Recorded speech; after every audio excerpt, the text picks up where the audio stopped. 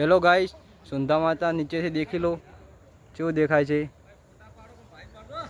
हमारा दोस्त आ रहे पीछे नर्दे आगे जा रहे। देख लो पहाड़ा इलाका में ऐसे ऐसे चलना होता है। मेरे दोस्त भी ऐसे चल रहे हैं, देख लो। ऐसी यात्रा हम कर रहे हैं दंतीवाड़ा कॉलोनी से सुंधा माता। ये हमारे भाई बन आ रहे हैं, देख लो।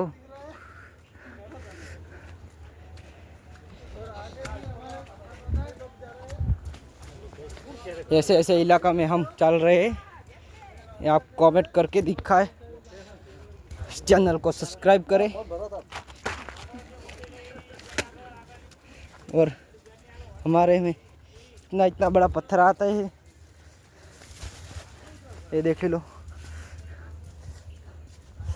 हमारा भाई विशाल भाई आगे जा रहे हैं।